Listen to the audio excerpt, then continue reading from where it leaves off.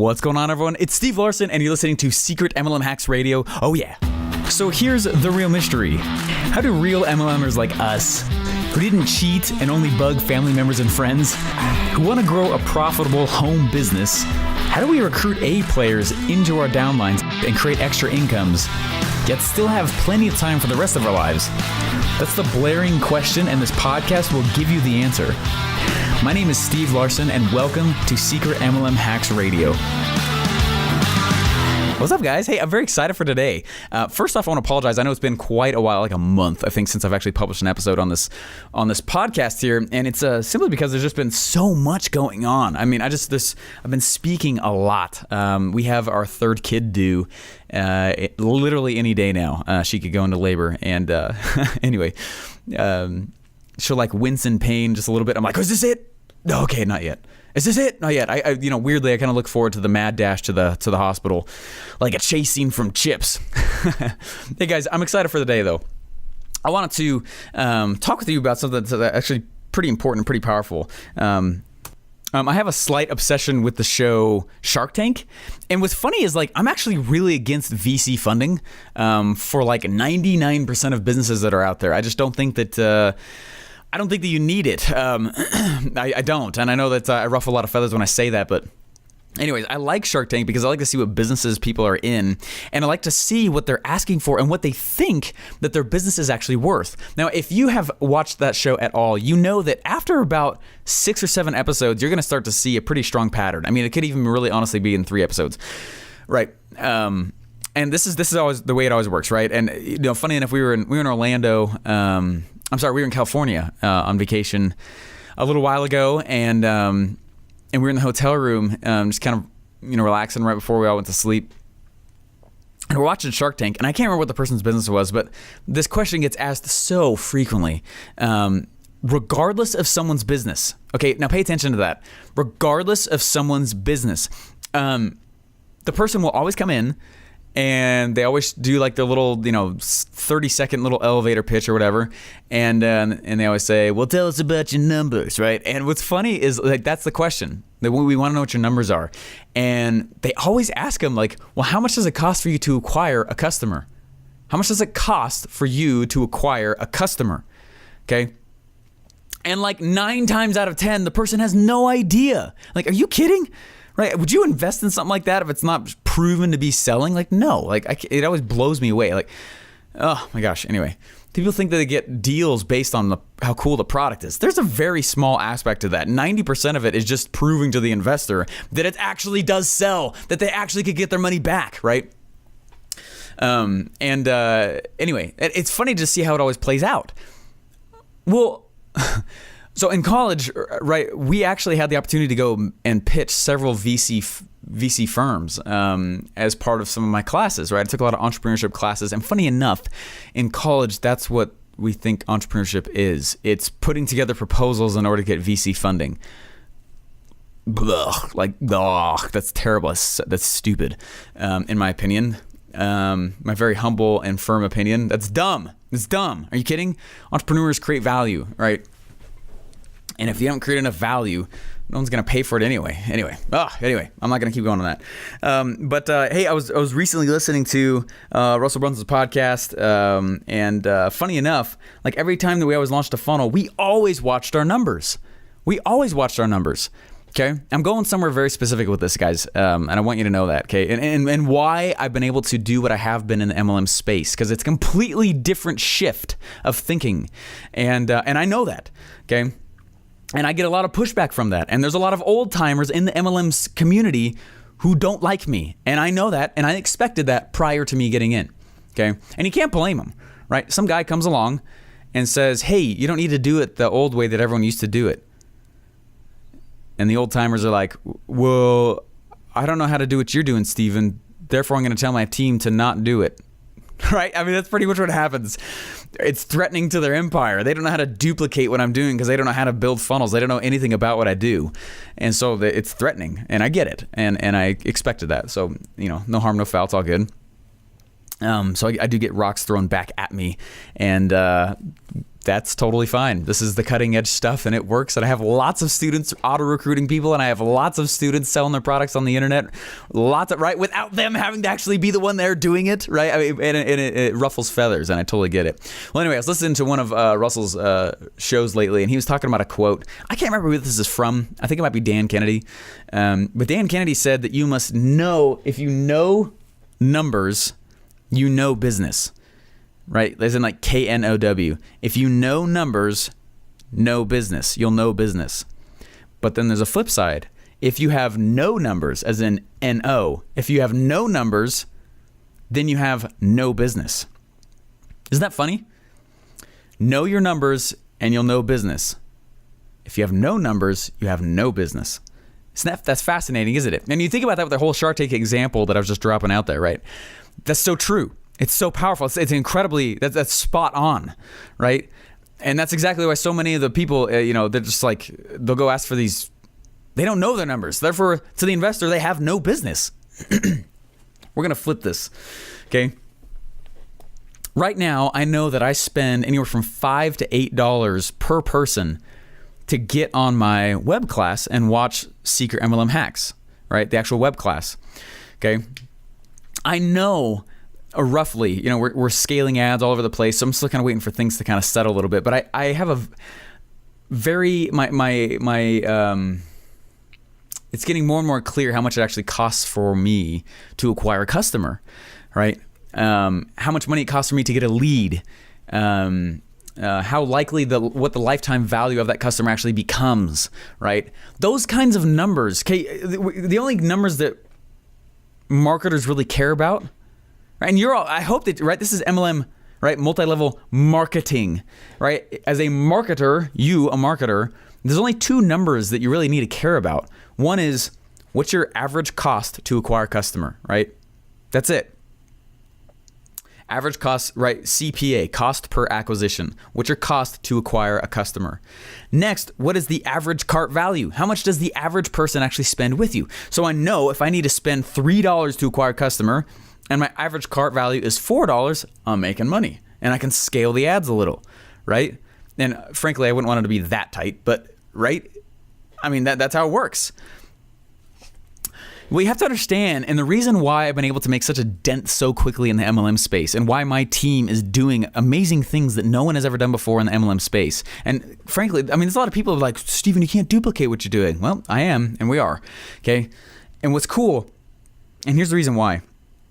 Here's one of the reasons why.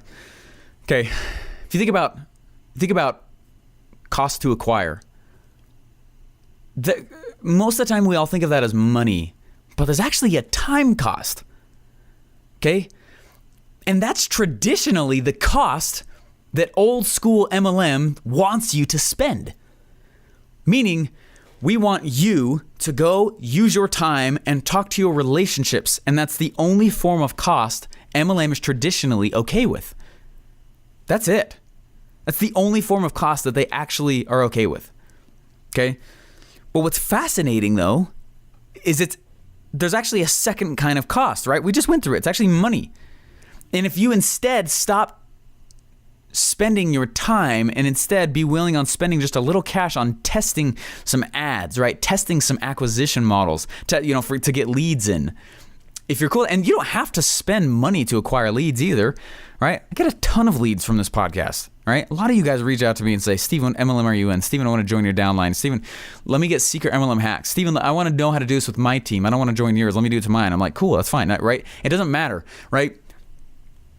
I'm spending the time one time to make this episode, and the episode's going to keep doing the work for me in the future, right?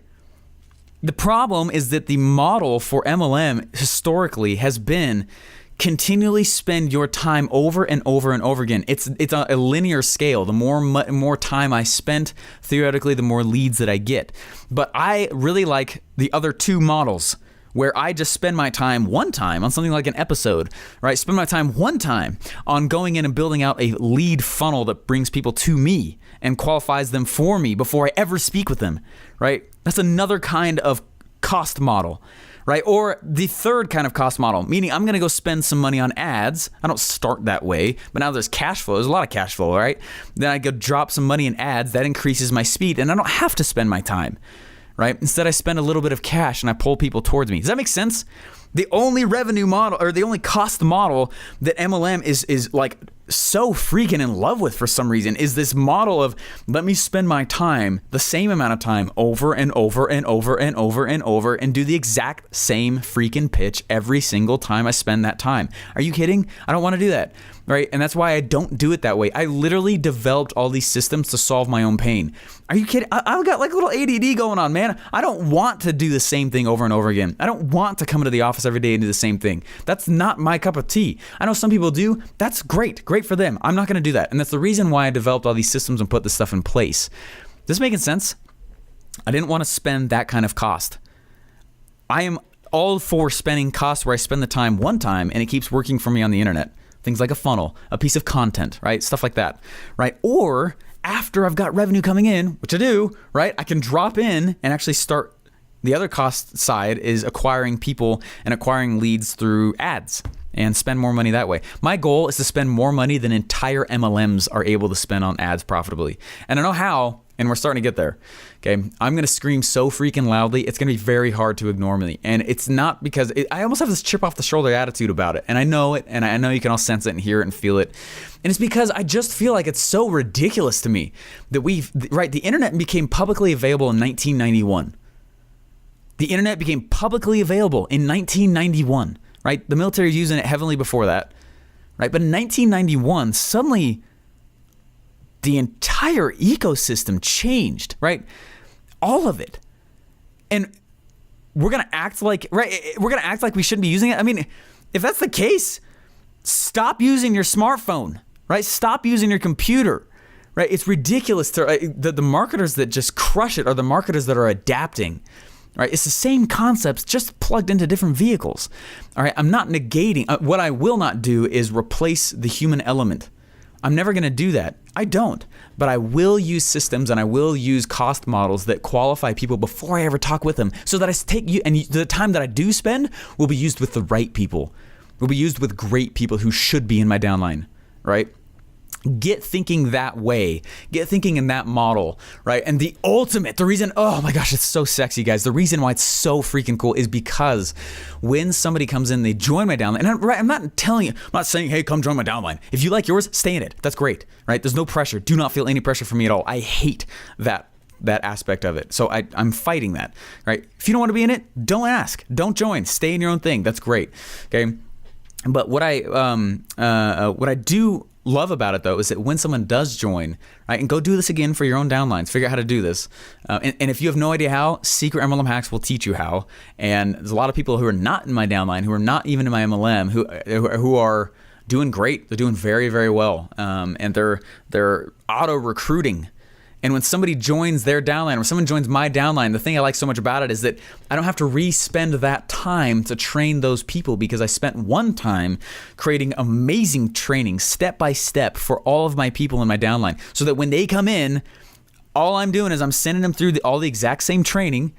And if there's like this question they all seem to be having, or if there's this misunderstanding that all of them seem to be going, right, then something's wrong with my training, and I just go make that change and that tweak. It literally is the duplication of me. I give them the exact same systems, both to sell products and to recruit on the internet. I give them the exact, right? Is that why, is this making sense? I hope that it makes sense what I'm saying here, because I am very passionate about this thing. I just don't think people take the time to sit back and think about it. Like, what cost model am I actually comfortable with? Right? And I'm only comfortable with the model where I don't have to routinely, it's not that I won't spend time to get great at something. That's not what I'm saying, right? There's a lot of time that goes on behind the scenes, lots of it, to perfect my craft, to be better and better and better at it. But the actual act, being in the act of recruiting, of lead gen, of qualifying the leads, right, of getting the sale, right, both on the recruiting side and the product sales side, like, man, like, we got the freaking internet, use it, right? And if your MLM has serious issues with you doing that, like, find a way, or question what you're doing. I mean, I'm that strong about it. Anyway, Hey guys, I hope that this podcast is helpful to you. Go ahead, if you wouldn't mind, I would love it if you wouldn't mind reviewing. If you could review the podcast and rate it, that would be fantastic. It helps me dramatically. It's so funny to hear people's feedback. I really appreciate all the honest feedback. And then some people I can tell are just trolls, and they'll go through. I got my first 1-star review the other day, and it's probably from one of the old timers. It's just, that's the way it happens. It's not a surprise at all. So it's just the way it goes. Whatever. That's what happens when you rock the boat. I expect it to keep happening. So. All right, guys, I will talk to you later. And if you've not checked out secretmlmhacks.com yet, go ahead and do it. What it'll do is it will help you figure out how to actually become truly duplicatable and create systems that duplicate you. And these aren't brand new, untested things. I've been doing this stuff for years, and not just on my own either. I have there's a ton of people who've been doing it with me, and people who are not my downline. People who are on my downline, and it's just been a lot of fun. So anyways, all right, guys, talk to you later, and I'll see you in the next episode. Bye. Hey, thanks for listening. Please remember to rate and subscribe. Whether you just want more leads or automated MLM funnels, or if you just want to learn to get paid more for your product, head over to secretmlmhacks.com to join the next free training today.